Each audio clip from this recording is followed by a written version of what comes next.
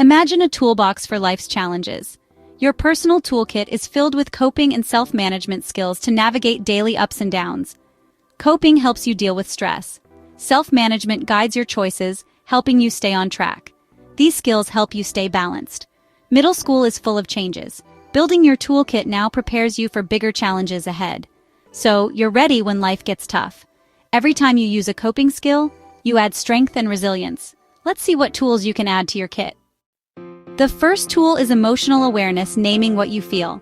Once you know your emotion, use a healthy outlet: music, sports, drawing, or journaling. These activities help you release feelings so they don't build up. Next is problem solving. Break big problems into smaller steps, make a plan, and ask for help if needed. These three tools work together: emotional awareness, healthy outlets, and problem solving. For example, if you get a bad grade, notice your frustration, take a walk to clear your mind, then plan how to improve. That's your toolkit in action. With practice, these tools become second nature.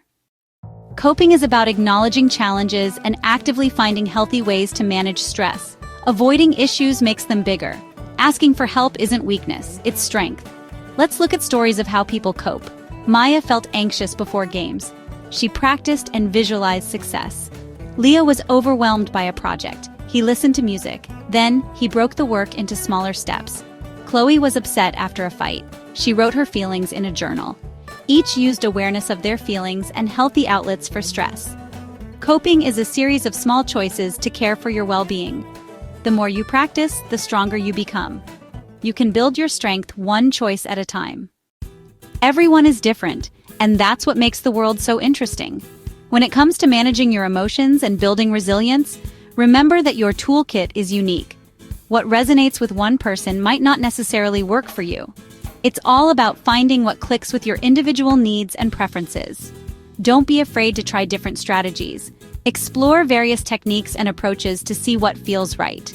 Pay attention and notice what helps most in bringing you a sense of calm, focus, or motivation. Experiment with different activities and techniques.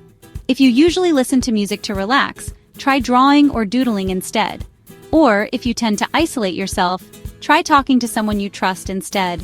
Keep track of what calms you, what motivates you, and what helps you feel more grounded. Building these skills takes practice, dedication, and patience. It's a journey, not a race.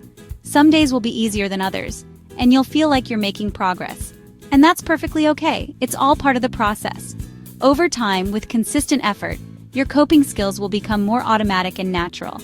Like muscle memory, these skills will be readily available when you need them most. Here's a simple yet powerful tool you can use anytime, anywhere. Gently take a slow, deep breath in for 4 counts, and slowly release your breath out for 6 counts.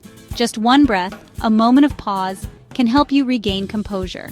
It allows you to step back, assess the situation, and choose your next step with intention. Your toolkit grows stronger and more effective every time you practice and apply these skills. So, start now and begin building the resilient you.